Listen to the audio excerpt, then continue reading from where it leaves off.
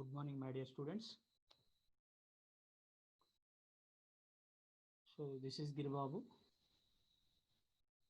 from Triple Department. Due to the Corona, the university officially conducting online classes. So in this semester, we deals with PS. It deals with the subject of power system operation and control. Nothing but PSOC, power system operation and control. It will be the fourth BTech, triple semester 1. And so the overview of power system. The power system is the system which can deals with generation and transmission and distribution in the power industry. Distribution in the power industry. So we know that you already studied in the power generations with area stations and transmissions, different types of transmission lines, and distributions is already studied in previous years. In this subject consisting of 5 units, first unit is the economic operation of the power system. The second one is the load scheduling, and third one is load frequency control, and fifth one is power system competitive in a manner. Power system competitive manner. So here the first unit is economic operation. So the economic operation, the syllabus is which topic is cover, which topics are discussed about in the first unit, the economic operation.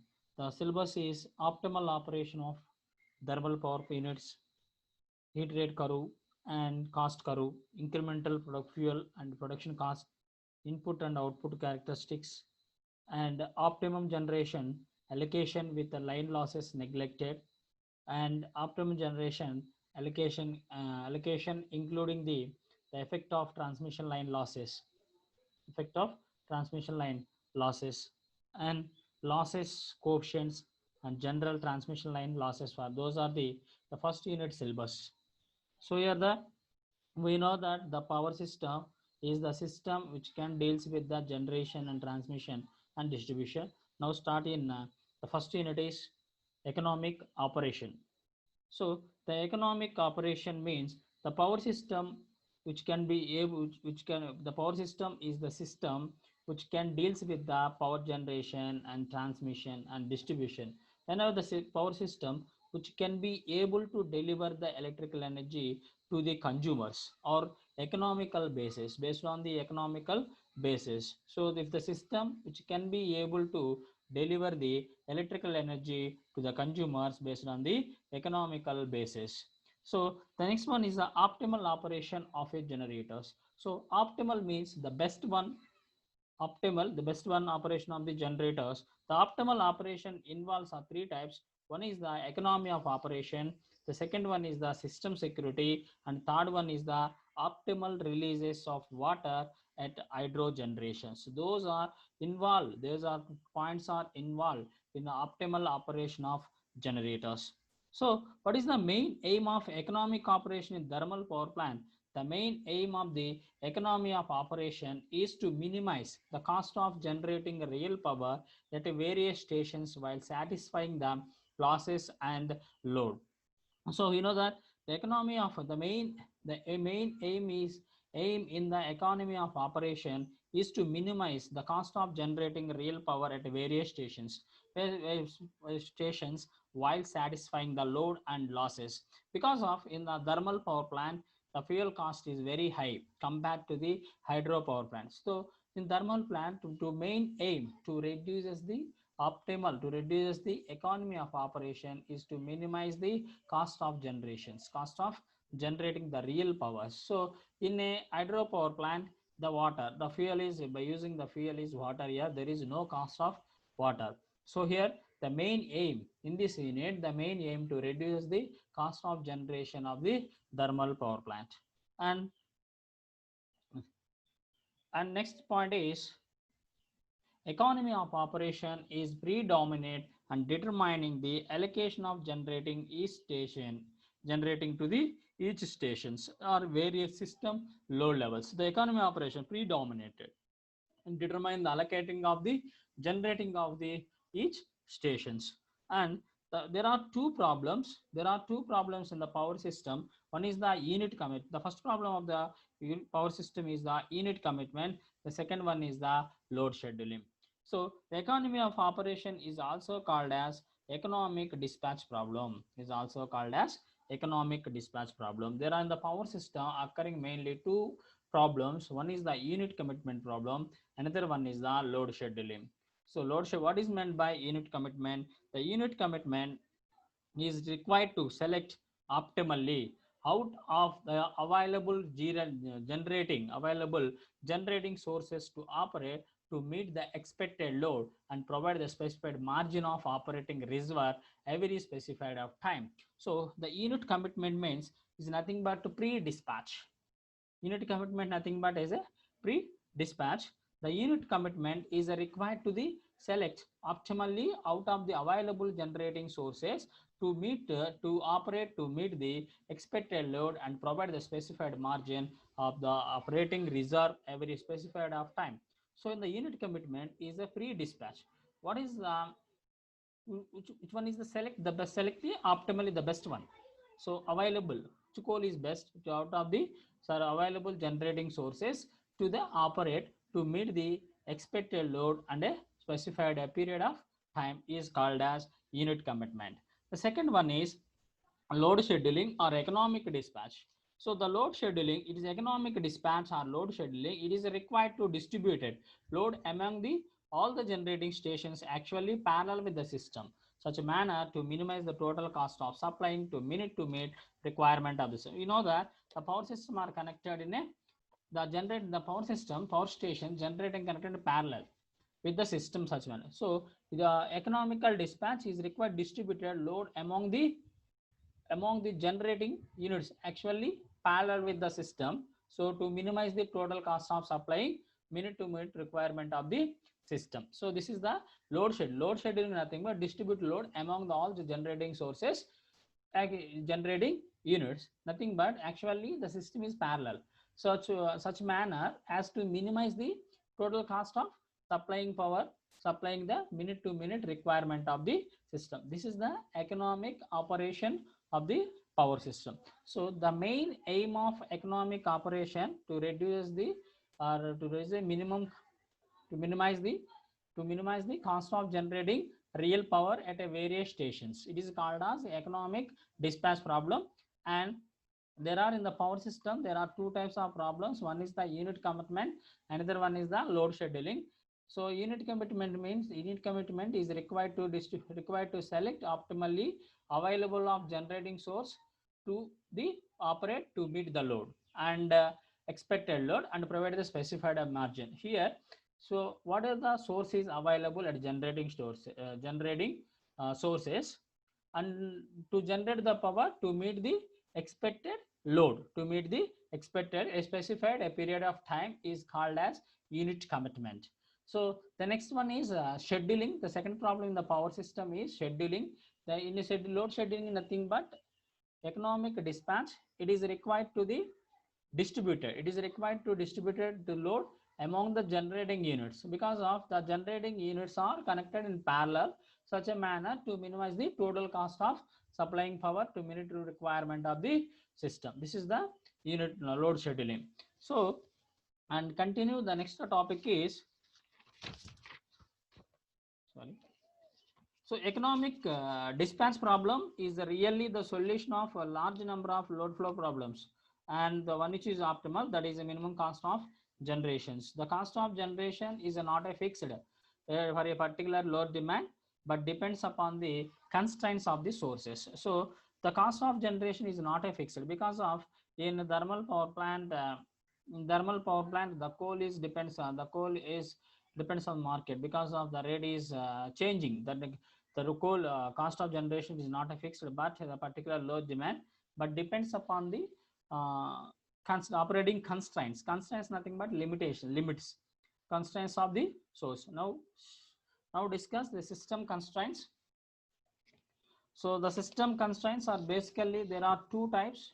One is the equality constraints and another one is the inequality constraints. So the cost of generating is not a fixed cost of generating, not a fixed, but a particular demand, load demand. It depends on cost of generation. It depends upon the system constraint, depends upon the operating constraints of the system. Those constraints can be divided into two types. One is the equality constraints, another one is the inequality constraints. What is meant by equality constraints? Those constraints arise out the necessity of the system to the balance, the necessity of the system, necessity for the system to balance of the load and generations. So what is the equality constraints? Those constraints arrives out the necessity of the system to the balance load and generation. The equality constraints arise out the system load and balance, load and generation must be balanced. So the equality constraints are the basic load flow equations are given by PP means total real power at the pth node. So the equations and the PP equal to, this is the load flow equations, is already studied in PSA in the last semester. So PP equal to the summation of Q equal to 1 to N EP EQ GPQ plus FQ BPQ plus FQ into GPQ minus EQ into BPQ. This is the real power equation. Here EP and EP PP is the real imaginary components of the voltage at the pth node, and GPQ and PQ the nodal conductance. G means nodal conductance and BQ means it is a suspectance. So the finally you write the admittance form Y equal to G into plus J into B. Here the conductance plus suspectance. So the finally equations, the real power, the summation of Q equal to 1 to N EP EQ GPQ plus FQ into BQ plus FQ GPQ minus EQ BPQ. And similarly the reactive power equation, the summation of Q equal to 1 N FP into EQ GPQ plus FQ into BPQ minus EP into FP GPQ minus EQ into BPQ. This is the reactive power equation of the power system. And where EP and PP are VP and FP are the real and imaginary components of the voltage at a pth node and GPQ. GPQ and BPQ are the nodal conductance and suspectance between the pth and AQ nodes. So this is the equality constraints. So equality constraints, the equality constraints arise out of the necessity of for a system to balance load and generations. So here the equality constraints means arise out the necessity of the system to balance the load and generation will be occurring the equality constraints. Now discuss the second one is inequality constraints. So the inequality constraints is, what is meant by inequality constraints? Those constraints arise due to the imbalance, due to the physical and operational limitations of the respective units and components. So those constraints arise due to physical and operational limitations of the respective units and components. There are so many types of inequality constraints. The first one is the generator constraints. We know that the KVA loading of the generator is given by S into root of PP square plus Q square. This is the apparent power equation, S into root of PP square plus Q square. This should not be exceeded a pre-specified value, should not exceed a pre-specified value Cp, because the temperature rise of conditions. So here, so this is the apparent power. So the square root of Cp equal to root of PP square plus Qp square, then P square plus PP square plus Qp square less than or equal to Cp square. This is the KVA loading of the generator. This is not exceeded in the first initially pre-specified value some amount of 200 volt ampere. So does not exceeded because of temperature rise conditions. So once the temperature will be increasing, then finally losses will be increasing. So this is not exceeded. This should not exceeded a pre-specified value of CP. And the maximum active power generation of the source, this is the maximum and minimum power is there. So maximum active power or real power generation of the source is limited by the thermal considerations, and also minimum power generator limited by the flame of instability of the boiler. So here generator, so maximum, so the maximum output power and minimum output power, the maximum output power generation of source is limited again by the thermal considerations, and also minimum power generation is limited by the flame of instability of the boiler. So the maximum, the output of the generator is optimum, the output of generator, optimum is less than pre-specified value BM minimum. The unit is not put on the bus bar because it is not a possible to generate the low value of power from the unit. So here the output of the generator, so the power output of generator is optimum operation system is less than the pre-specified value P minimum. So the unit is not put on the bus bar because of not possible to generate the low value of output power from the unit. So similarly, hence the power generator P cannot be outside range. The range is started by the inequality. So it means the maximum reactive power is limited because of overheating of the rotor, and the minimum is limited by using the stability of the limit of the mission. And it is a generator reactive power cannot be outside the range of started by the inequality. It means, so the power generations less than the P, the output power generation less than the P minimum, and behind that the P maximum, the operation of the generators, it is a uneconomical. This is the generator constraints. And similarly the maximum and minimum reactive power generations of source is limited. The maximum reactive power is limited because of overheating of the rotor, and minimum power is limited because of the stability of the limit of the machine. So generator reactive power cannot be outside the ranges started by the inequality. So similarly, in the power generation, in the active power, so maximum active power source is limited by the thermal consideration. In the reactive power is limited by the overheating of the rotor. And the power generation, the mean also minimum power generation limited by the stability of the boiler in active power. Here minimum is limited because of stability of the mission. So finally the P minimum less than or equal to QP less than or equal to QP maximum. The power generation should be between the less and maximum. After the economic operation is uneconomical. So behind less than the P minimum and behind that P maximum, the system is operating generating. So generating voltage is the uneconomical.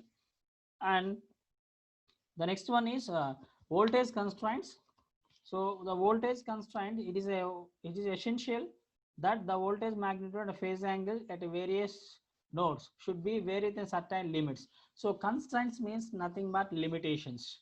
The constraints nothing but limitations. It is essentially that the voltage magnitude and phase angle at various nodes should be varying with limits. Otherwise the equipment connected to the system. Otherwise, the equipment connected system will not be operated satisfactory. After operated satisfactory, and the additional uses of voltage regulating device will make the system is uneconomical. So the limitations will be crossed. The voltage is behind that limitations.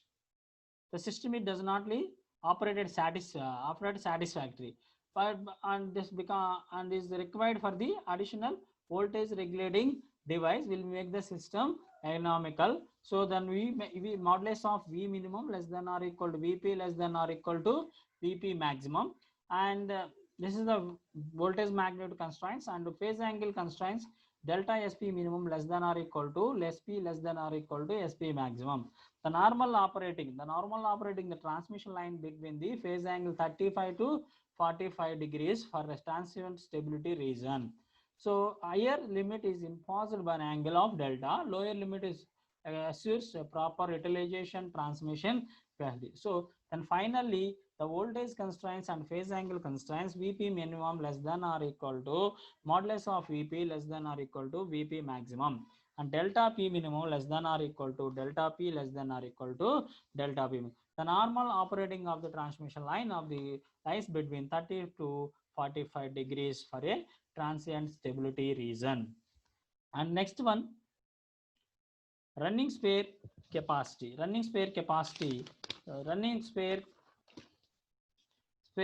capacity constraints. Those constraints are required to meet the forced outage of the one more alternate of the system and unexpected of the loads. When those constraints required, when required for the running space capacity, there are those constraints required to meet the forced outage one or more alternate some system. The section one is unexpected load. If we the generator is running, the load demand is 400 watts megawatts. What is the required for the load will be increasing, load will be increasing. That time the forced outage, the more of alternate, they require running spare capacity. Some spare capacity constraints is there, unexpected load on the system, and the total generation should be not exceeded. The total generation should be such that in addition to meeting the load demand and losses in the minimum spare capacity should be available. So G greater than or equal to PP plus PSO. Here the G means total generation, and PP is the some pre-specified power. A well-planned system is one, which is the space capacity. FA PSO is the minimum. So here the PD is the total load demand, PP is the total load demand, and G means total generations. If you unexpected the load changing, then corresponds some load equal to demand, load demand equal to generation, some space spare running spare capacity constraints, total generation equal to total load demand plus some pre-specified varia, and PSO is minimum. Those are the constraints. So now this is the constraints, and discussed what is the aim of the economy operation, what are the constraints are involved in the power systems. So because of the cost of generation is not a fixed particular load demand, because of the cost, because of depends upon the operating constraints of the system. Thank you.